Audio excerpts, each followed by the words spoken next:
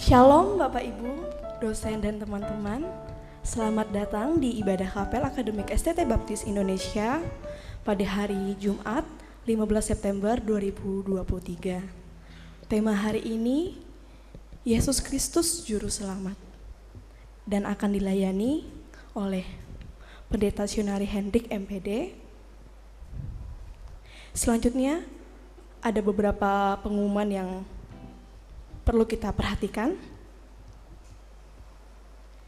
Untuk kapel hari Selasa, WL Abelia Yosi, Trijen Elisa, pemain musik Yotam, dan pembicara Pendeta Joko Santoso. Tema kuasa nama Yesus. Dan selanjutnya doa pagi, WL akan dilayani oleh Vanessa Ronga, musik Daniela, renungan Ferdi Yunan dengan tema bersekutu. Mari Bapak, Ibu, dan teman-teman, kita mempersiapkan hati dan pikiran kita. Saya mengundang untuk teman-teman untuk bersaat teduh sejenak. Kolose pasal 3 ayat 16. Hendaklah perkataan Kristus diam dengan segala kenyataannya di antara kamu, sehingga kamu dengan segala hikmat mengajar dan menegur seorang akan yang lain, dan sambil menyanyi mazmur dan pujian-pujian dan nyanyian rohani, kamu mengucap syukur kepada Allah di dalam hatimu. Kita akan memulai ibadah kapel pada pagi hari ini dengan satu pujian. Hari ini kurasa bahagia. Saya mengundang teman-teman untuk bangkit berdiri dan berikan salam kepada kanan kirinya dan memberikan senyum yang termanis untuk kanan kirinya dan katakan bahwa Tuhan sungguh baik dalam kehidupan kita. Dengan satu pujian, hari ini kurasa bahagia.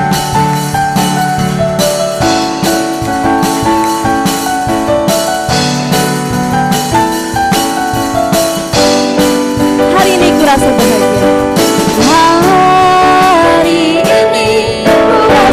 Bahagia berkumpul bersama saudara seiman. Tuhan Yesus, Tuhan Yesus, tak satu Tuhan kita.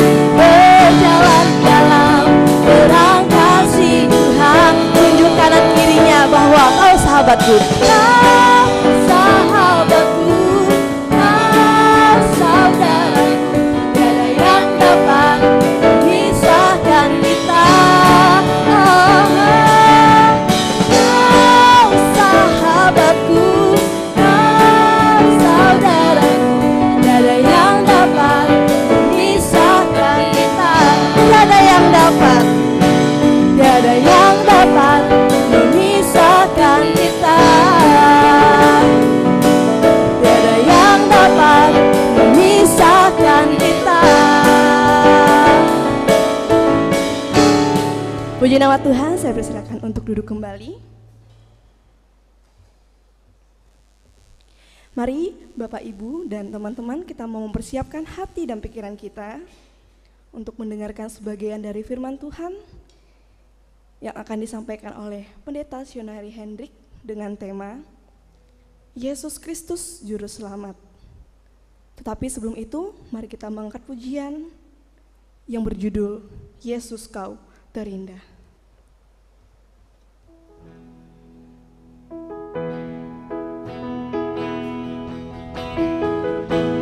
Melalui lagu ini, biarlah setiap kerinduan kita hanya untuk menyenangkan hati Tuhan. Datang dengan syukurku, membawa kerinduanku, Yesus, ingin ku menyenangkanmu.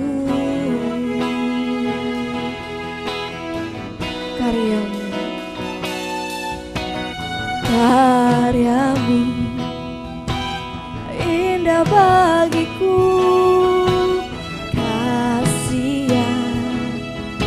menyelamatkanku, Yesus, inilah persembahanku.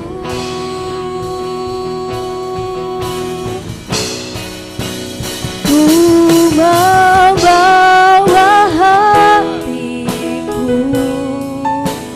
hanya Engkau di hidupku, Yesusku, Kau terindah, selamanya ku menyembahmu. Ku membawa hidupku, inilah persembahanku untuk Yesusku, Kau terindah, selamanya ku menyembahmu, Yesus. Dari awal kita mengangkat pujian ini. Ku datang dengan syukurku, membawa kerinduanku, Yesus, ingin ku menyenangkanmu.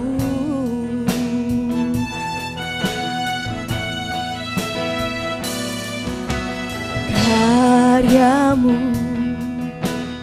indah bagimu, kasih menyelamatkanku, Yesus,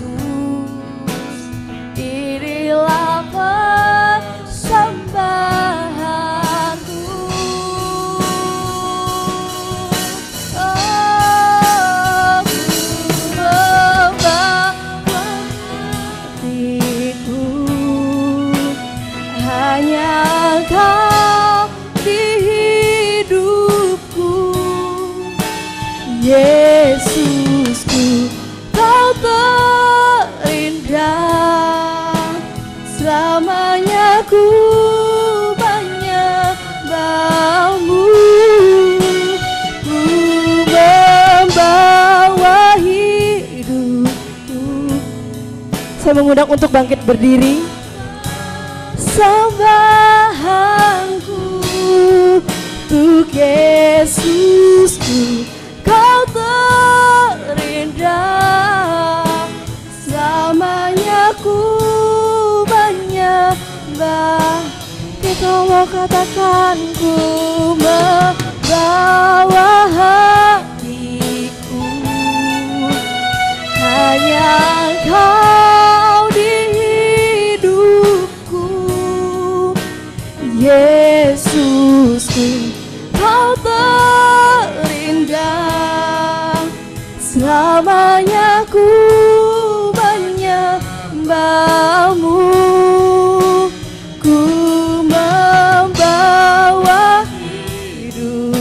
Saya serahkan kepada hambanya. Lah persembahanku untuk Yesusku, kau terindah.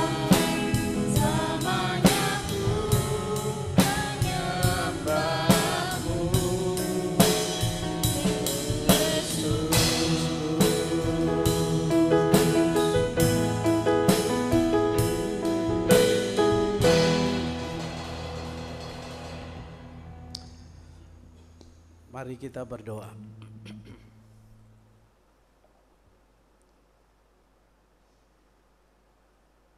Allah Roh Kudus, penuhi kami dengan hadirat-Mu. Tak seorang pun yang terlewati oleh jamahan-Mu. Berbicaralah kepada kami, sekalipun mungkin kami sudah berkali-kali mendengar pokok yang sama atau tema yang sama. Tapi itu tidak mengurangi kerinduan kami untuk terus mendengar lagi dan mendengar lagi. Tapi kami percaya bahwa setiap kesempatan kami mendengar firman-Mu, Tuhan selalu menyampaikan sesuatu, entah itu satu kata atau satu kalimat yang berbicara begitu kuat kepada kami, sehingga kami boleh menangkap apa yang menjadi isi hati-Mu. Kami diberkati, kami diteguhkan, kami dikuatkan, kami disegarkan kembali, sehingga lewat kesempatan yang kami berikan untuk mendengar firman-Mu tidak akan sia-sia. Kami percaya hari ini tidak akan pernah sama. Ini bukan acara kapel rutinitas sehingga kehilangan esensi maupun makna. Tapi kami mau setiap kesempatan kapel yang kami adakan di tempat ini, kami mendapatkan sesuatu yang Tuhan berikan. Kami menangkap pesan-Mu yang kuat, yang jelas, yang memberi kami penghiburan, meneguhkan, dan memampukan kami untuk menjalaninya. Karena kami tahu bahwa firman-Mu itu adalah pelita bagi jalan kami, terang bagi hidup kami. Kami bukan siapa-siapa kalau kami tidak mengikuti jalan-Mu. Kami seperti domba yang tersesat. Tapi kami bersyukur diberi kesempatan untuk mendengar firman Tuhan, supaya kami diingatkan kembali, dikuatkan kembali, diarahkan kembali, mengikuti apa yang Tuhan mau. Beri hamba urapan, taruh firman-Mu pada lidah mulut hamba. Dan hamba bukan siapa-siapa. Beri hamba-Mu hikmat, sehingga apa-apa yang hamba sampaikan adalah pikiran Tuhan. Kami siap mendengar firman-Mu. Intervensi kegelapan, roh jahat, dan kuasa-kuasa iblis kami tolak dalam nama Yesus. Ruangan ini dipenuhi oleh hadirat Roh Kudus. Tidak ada satu tempat bagi kegelapan untuk bersemayam di sana. Seluruh ruangan ini dipenuhi hadirat surgawi. Baik yang ada di tempat ini dan yang mengikuti secara online dimanapun berada, dalam nama Tuhan Yesus, atmosfer surgawi turun dalam ruang-ruang di mana mereka mengikuti ibadah kapel pagi hari ini. Biarlah pada akhirnya nama Tuhan dimuliakan dan ditinggikan. Dalam nama Yesus kami berdoa dan mengucap syukur. Haleluya. Amin. Silakan duduk kembali. Shalom. Selamat pagi adik-adik, Bapak Ibu, teman-teman dosen yang luar biasa. Mestinya jadwal saya itu minggu depan, tapi saya tidak tahu, saya dihubungi, Pak bisa enggak hari Rabu, hari Jumat tanggal 15. Saya bilang bisa, karena saya selalu menerima tawaran untuk berkhotbah dimanapun.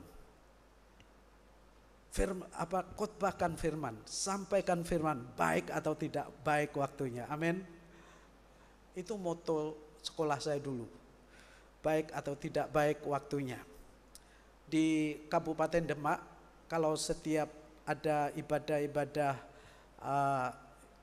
hamba-hamba Tuhan satu kabupaten atau ibadah persekutuan satu kabupaten, saya selalu menerima tawaran yang mendadak. Misalnya pengkhotbahnya tidak bisa atau berhalangan, saya selalu dicari, Pak Sionari bisa gantikan? Saya selalu katakan bisa. 2 minggu ini saya batuk mekekel, sehingga sulit sebenarnya saya ngomong. Makanya saya harus bawa aqua ini, menjaga kalau saya batuk. Doakan supaya tidak batuk selama saya khotbah. Amin. Amin. Tema yang menarik hari ini adalah Yesus Kristus adalah juru selamat. Saya kira ini bukan tema yang asing bagi kita, apalagi sebagai sekolah teologi. Mau tidak mau kita kembali kepada pelajaran-pelajaran penginjilan tentang Yesus adalah juru selamat. Tetapi hari-hari ini Yesus bukan sekedar juru selamat, dia adalah Tuhan. Itu rame dibicarakan kalau saudara aktif di media sosial. Ini menjadi perdebatan yang tidak pernah habis-habisnya dari berbagai kalangan, baik antar iman ataupun di tengah-tengah atau kalangan Kristen sendiri. Dan mereka selalu menggugat Yesus Kristus Tuhan, Yesus Kristus Allah, atau Yesus Kristus juru selamat. Jadi tema kita, Yesus Kristus adalah juru selamat, menurut saya perlu ditambah kata lain, Yesus Kristus satu-satunya juru selamat. Karena memang gak ada juru selamat yang lain, hanya Yesus. Gak ada penyelamat yang lain, hanya Tuhan Yesus. Amin. Apakah semua mahasiswa yakin bahwa Yesus Kristus satu-satunya juru selamat? Kalau belum yakin perlu dibaptis lagi. Saudara, perlu katekisasi lagi atau perlu dibaptis lagi? Kalau sudah yakin sebenarnya nggak perlu saya khotbah lagi, karena sudah percaya semua. Saya guyon. Tapi mari saudara yang kasih dalam Tuhan, kita buka di dalam Roma pasal yang ketiga, ayat 23. Roma pasal 3 ayat 23 sampai ayat yang ke-25. Nah ini ayat yang saya kira sudah kita hafal, sudah kita tahu, apalagi ayat yang ke-23. Saudara sebagai mahasiswa teologi, kalau tidak hafal ayat ini, saya kira saudara belum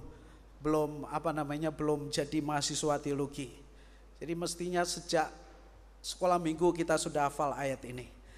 Demikian firman Tuhan, karena semua orang telah berbuat dosa dan telah kehilangan kemuliaan Allah, dan oleh kasih karunia telah dibenarkan dengan cuma-cuma karena penebusan dalam Kristus Yesus. Kristus Yesus telah ditentukan Allah menjadi jalan pendamaian karena iman dalam darahnya. Hal ini dibuatnya untuk menunjukkan keadilannya karena ia telah membiarkan dosa-dosa yang telah terjadi dahulu pada masa kesabarannya. Ini Roma dicatat atau ditulis oleh Paulus. Kita tahu itu semua, dia menyaksikan tentang Yesus. Lalu kita buka di dalam Markus pasal yang kedua.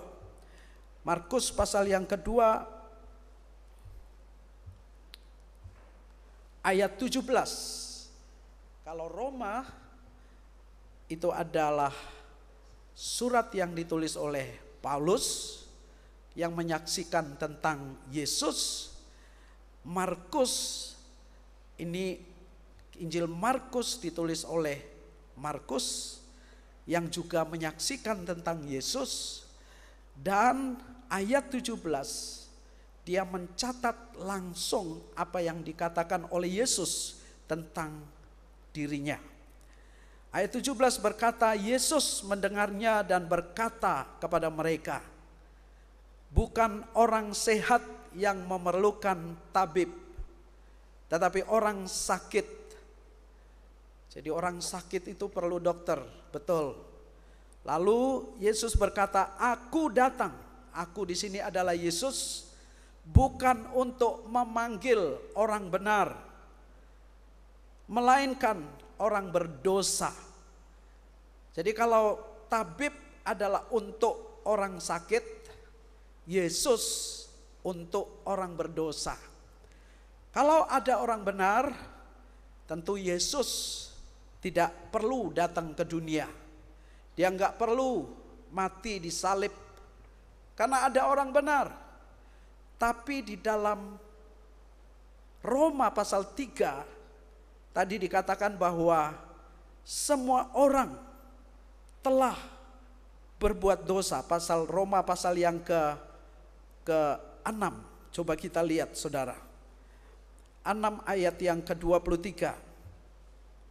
Sebab upah dosa ialah maut, tetapi karunia Allah adalah hidup yang kekal dalam Kristus Yesus Tuhan kita.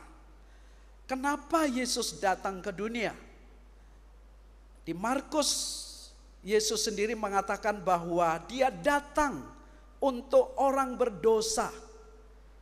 Pertanyaannya adalah, apakah ada orang yang tidak berdosa di dunia ini? Apakah ada orang yang benar di dunia ini?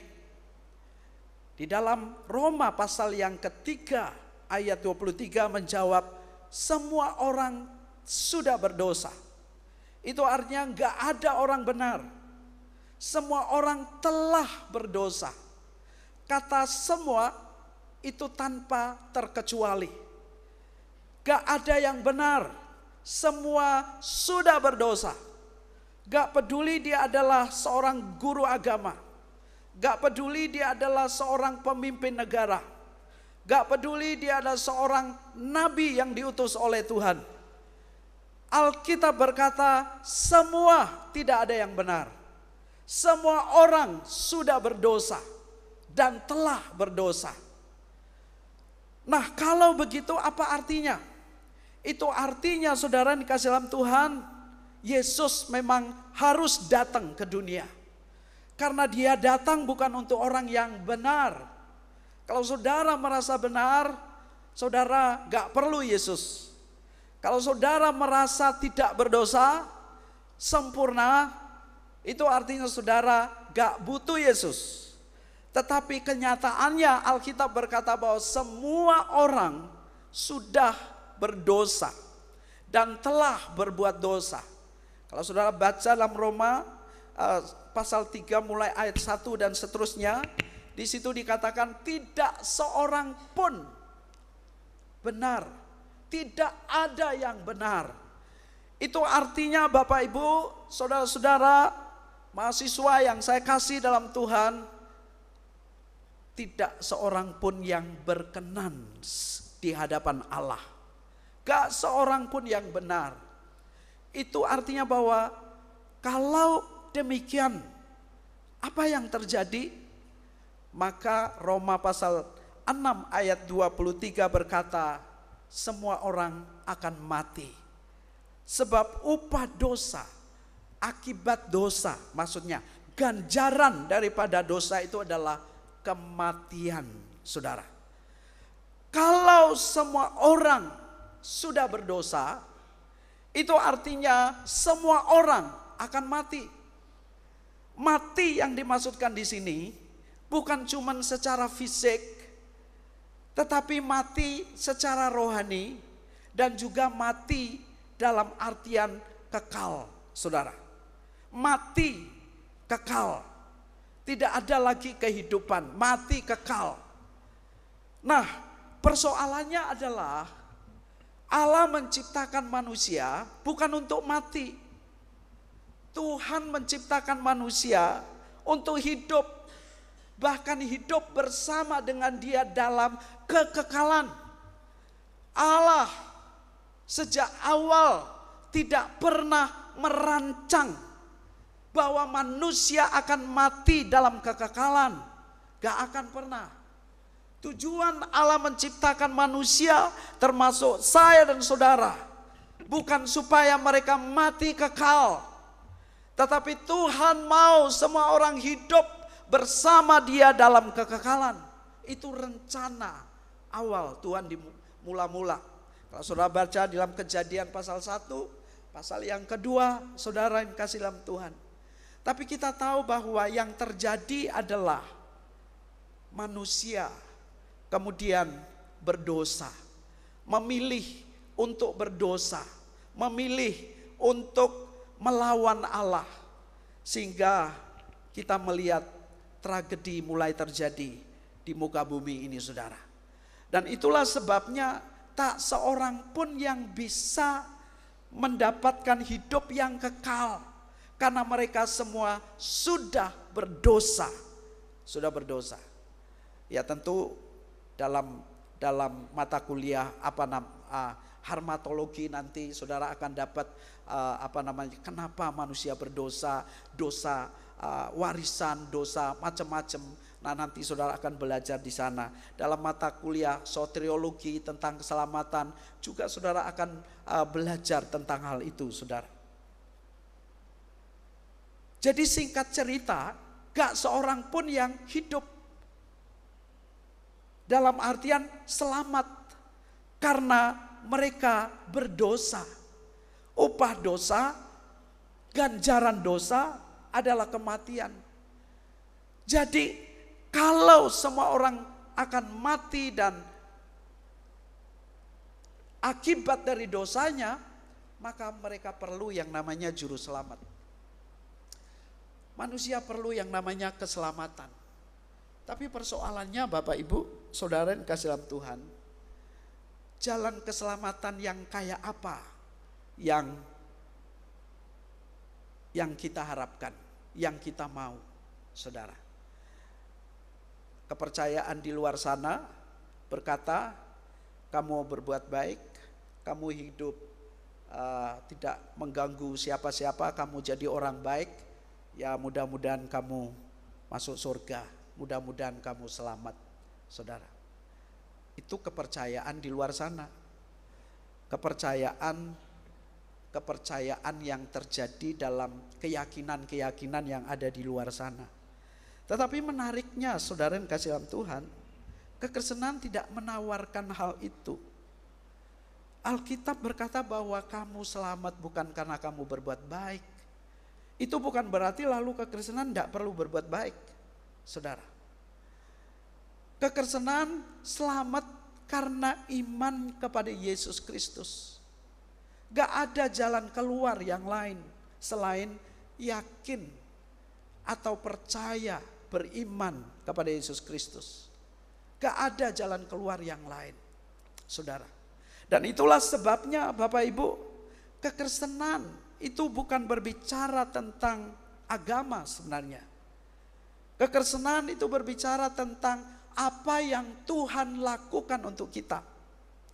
Apa yang Allah kerjakan bagi saya dan saudara. Itu bukan berbicara tentang apa yang kamu kerjakan bagi Tuhan. Tapi bagaimana kamu berkenan kepada Allah. Dan apa yang Allah kerjakan bagi kita. Supaya kita bisa berkenan kepada Tuhan. Bukan apa yang aku lakukan sehingga saya boleh berkenan kepada Allah. Tidak. Alkitab berkata bahwa satu-satunya jalan kebenaran dan hidup yang kekal itu adalah melalui Yesus Kristus, Juru Selamat. Tidak ada jalan lain. Sebagus apapun hidupmu, sehebat apapun nilai yang kamu anut, cara kamu hidup, sehebat apapun moral kamu, tanpa Kristus tidak ada artinya. Itulah sebabnya pengkhotbah berkata, bahkan kesalehan pun di bawah matahari sia-sia. Saudara, seperti menjaring angin. Apa yang kamu upayakan untuk berkenan kepada Allah di luar Kristus, itu seperti usaha menjaring angin. Atau dengan kata lain, itu seperti usaha yang gak ada gunanya, gak ada artinya, saudara. Nah, oleh karena itu, saudara yang kasih dalam Tuhan, satu-satunya jalan keselamatan, kebenaran, Juru Selamat adalah Yesus Kristus. Yesus Kristus. Kenapa harus Yesus Kristus? Nah, ini yang penting, saudara yang kasih dalam Tuhan. Kenapa harus Yesus Kristus? Kita percaya bahwa Yesus itu adalah manusia yang sempurna. Dia juga adalah Allah yang sejati. Orang suka menghakimi, mengjat kekristenan yang mengatakan bahwa kita menyembah manusia. Saudara, kalau kita kembali kepada firman, Alkitab tidak pernah mengajarkan bahwa kita menyembah manusia. Tetapi kita menyembah Allah yang menjadi manusia. Manusia jadi Allah itu tidak mungkin. Tapi kalau Allah jadi manusia, wah itu gampang sekali, saudara.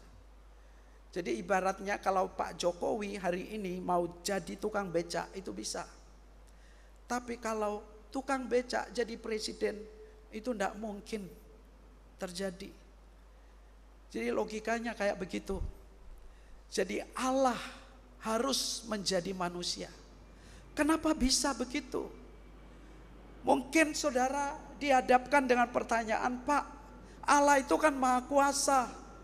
Kalau Allah itu maha kuasa, gampang banget, gampang sekali Dia menyelamatkan manusia. Kenapa harus pakai Yesus datang ke dunia? Dia harus mati di atas kayu salib. Kenapa harus pakai kematian? Jawabannya kembali kepada firman, di mana Alkitab berkata, upah dosa adalah maut. Dosa itu ganjarannya adalah kematian. Satu-satu jalan untuk membenarkan saya dan saudara, harus ada yang mati. Cuman masalahnya kalau saya mati untuk saudara nggak ngefek. Karena saya sama-sama berdosa sama seperti saudara.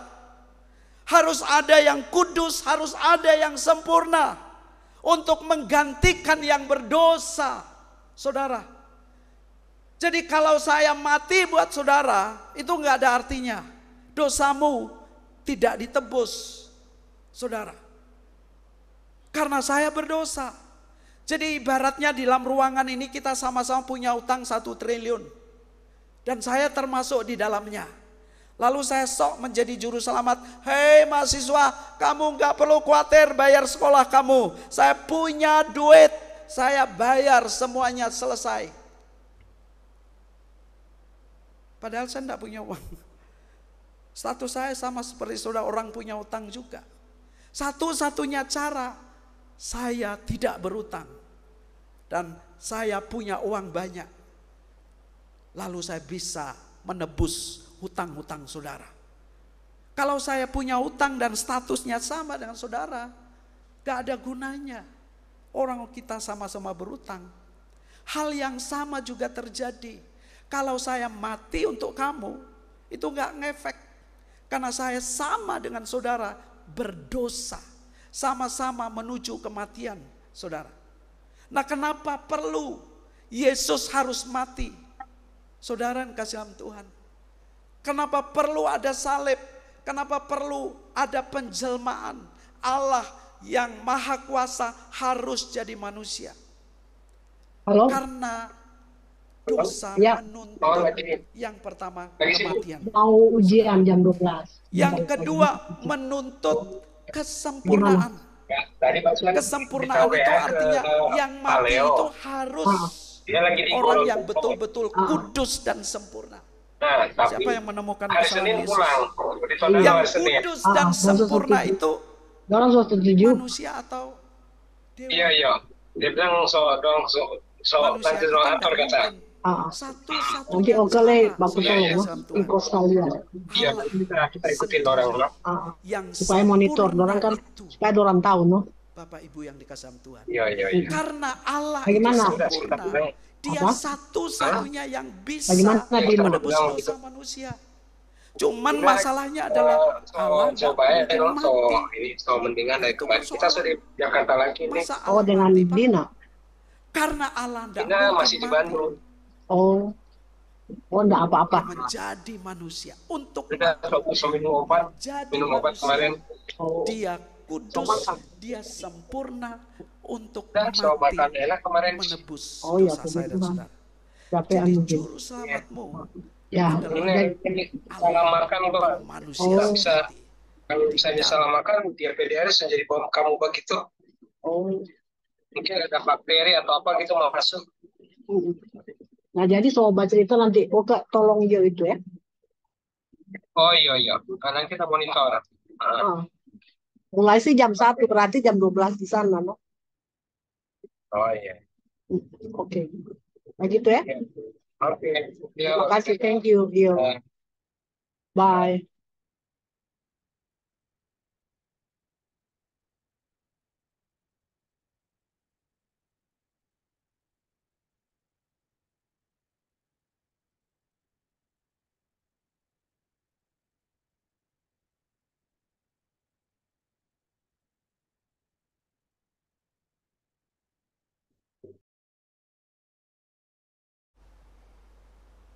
Dia mau datang kepada saya dan saudara menjadi sama seperti kita. Supaya kita yang tadinya tidak punya harapan menjadi punya harapan. Tidak berguna menjadi berguna. Tidak berdampak menjadi berdampak. Karena kita punya Tuhan Yesus Kristus. Haleluya. Saya percaya, saudara, kita orang yang paling beruntung di muka bumi ini. Makanya Paulus berkata, jika tidak ada kebangkitan, maka kita orang yang paling malang di muka bumi. Tapi kita bersyukur, kita punya Allah yang hidup, saudara. Kita punya Allah yang hidup, dia bangkit dari kematian, dia menang dari kematian.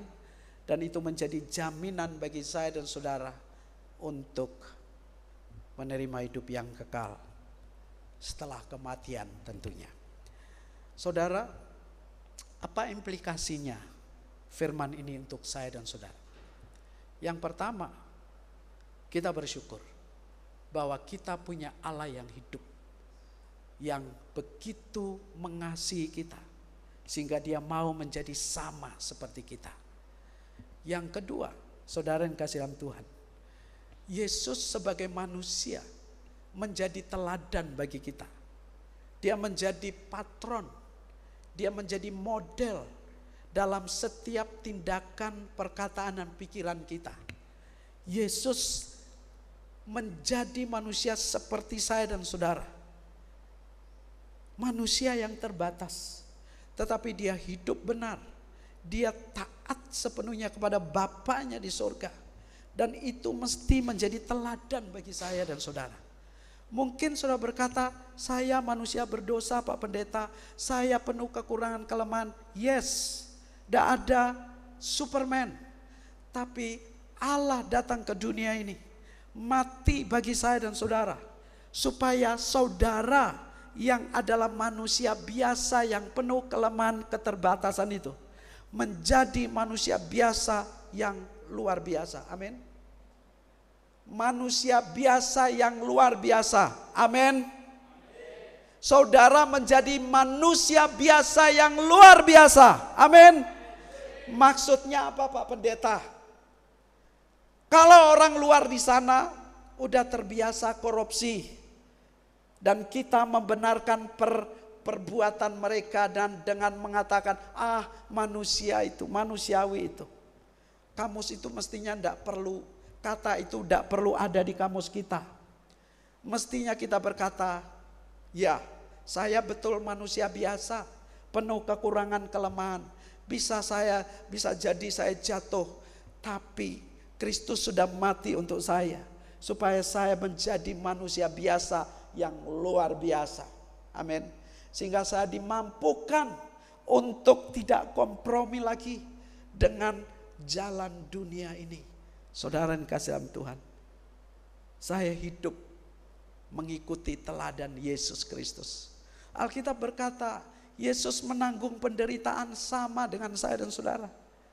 Menanggung beban persoalan yang sama. Tetapi Alkitab berkata, dia tidak berdosa. Dia menjadi teladan bagi kita. Yesus juru selamat kita, kita bersyukur. Karena dia Allah yang hidup. Dia mengasihi saya dan saudara. Yang kedua, kita harus menjadikan dia sebagai teladan hidup kita. Hari demi hari. Dan yang ketiga, saudara, saya mau kasih tahu, Yesus yang adalah Tuhan itu, yang adalah Allah itu, juru selamat itu berkata, aku sekali-kali tidak akan pernah meninggalkan engkau dan membiarkan engkau. Saudara, saya juga ngalami bagaimana beratnya jadi mahasiswa. Zaman saya sekolah S1, sekolah teologi, saudara. Saya kalau makan itu ngutang di warung sampai paling tidak dua bulan baru saya bisa bayar. Saling sulitnya, saking sukarnya. Tiap hari saya berdoa, Tuhan saya minta kamus bahasa Indonesia. Sampai saya lulus, Tuhan belum membalas doa saya. Cuman minta kamus bahasa Indonesia. Saya belajar minjem diktatnya teman, Bapak Ibu yang dikasih dalam Tuhan. Kadang-kadang ada perasaan kalau gini saya pulang aja deh. Kalau gini saya nggak perlu pergi lagi, saya nggak perlu kuliah. Kalau susah-susah kayak gini ngapain? Kadang-kadang saya disponsori teman kelas saya sendiri, teman asrama saya sendiri, saudara.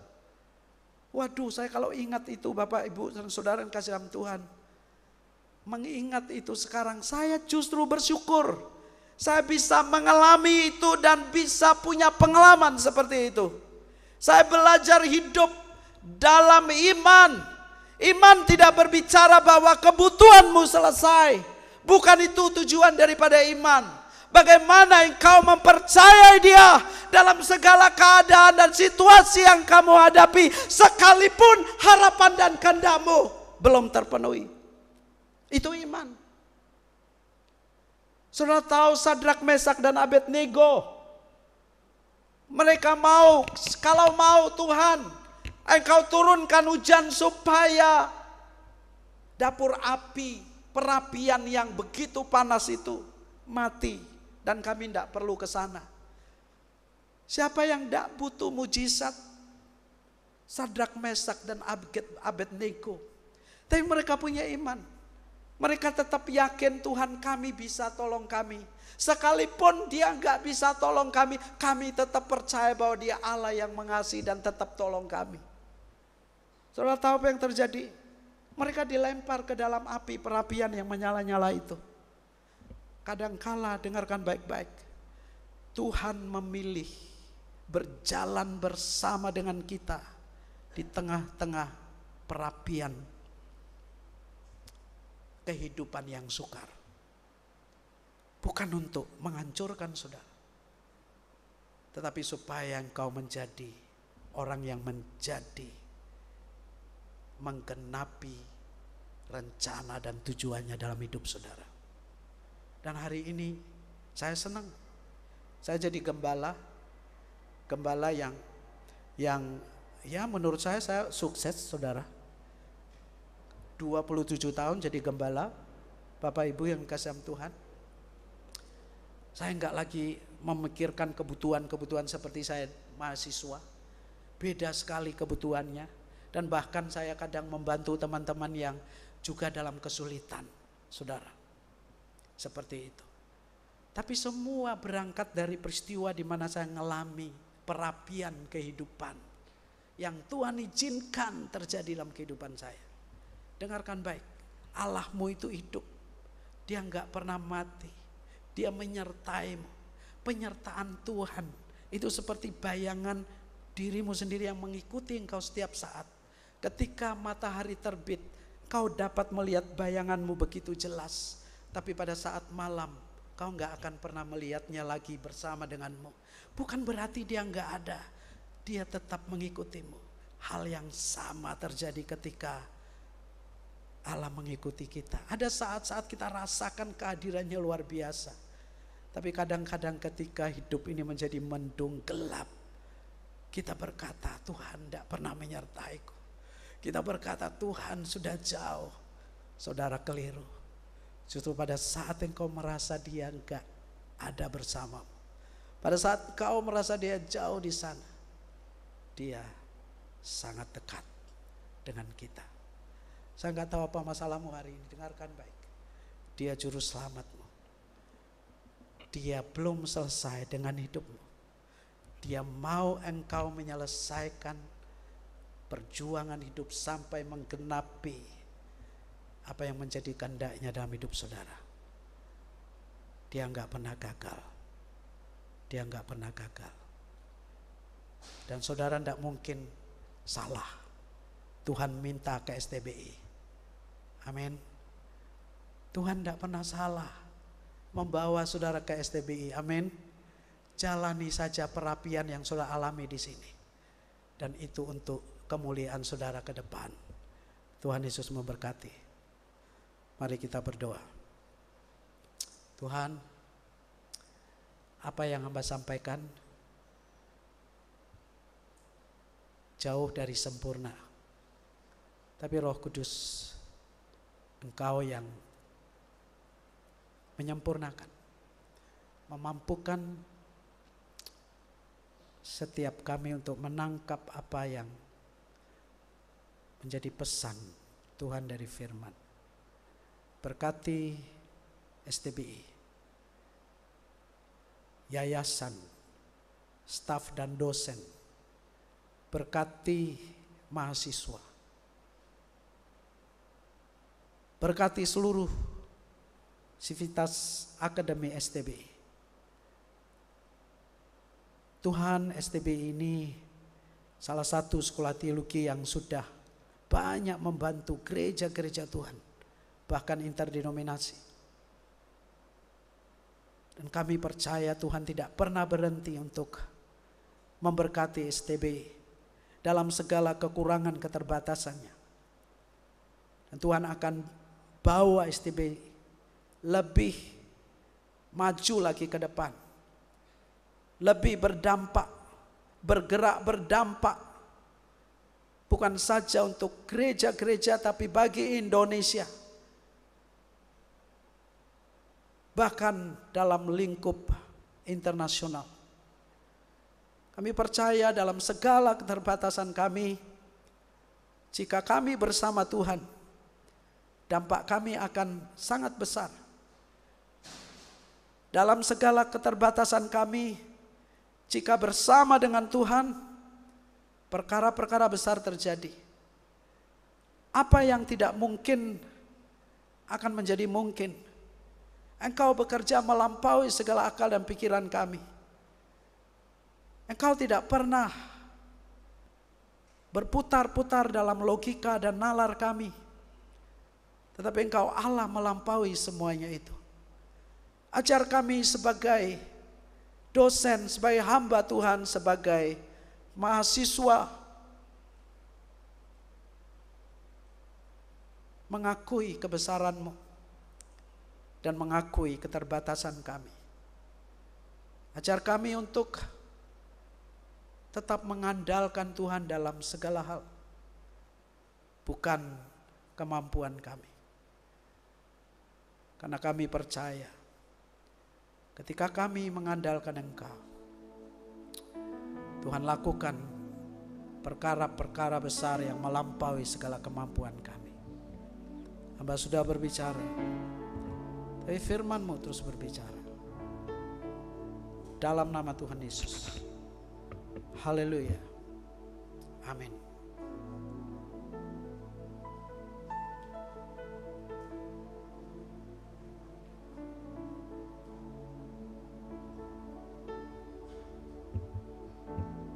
Terima kasih untuk Pak Pendeta Sionari Hendrik MTH untuk khotbah hari ini yang sangat memberkati kita semua. Kita akan menyanyikan Mars STBI yang akan dipimpin oleh Elisa Da Costa. Saya persilakan.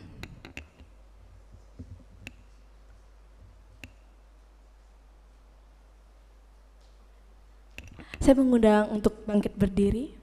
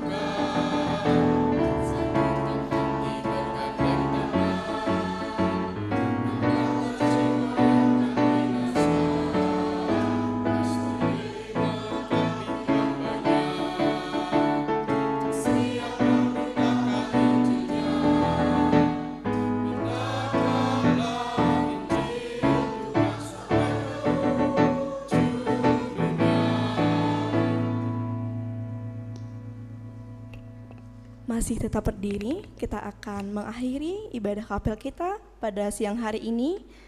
Untuk doa penutup dan doa pengutusan dengan kasih, Dr. Joko Sukono, SH MTH, saya persilakan.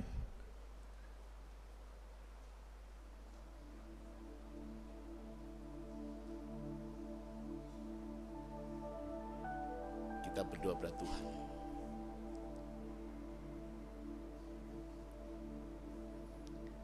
Kami naikkan syukur kepada-Mu Tuhan, oleh karena kemurahan-Mu yang besar. Pada hari ini kami boleh mendengar firman Tuhan, meneguhkan kami bahwa Yesus adalah satu-satunya juru selamat. Kami percaya, dan itu sebabnya kami terus bersemangat dalam panggilan kami, bersemangat dalam pelayanan, sebab kami tahu siapa yang kami layani.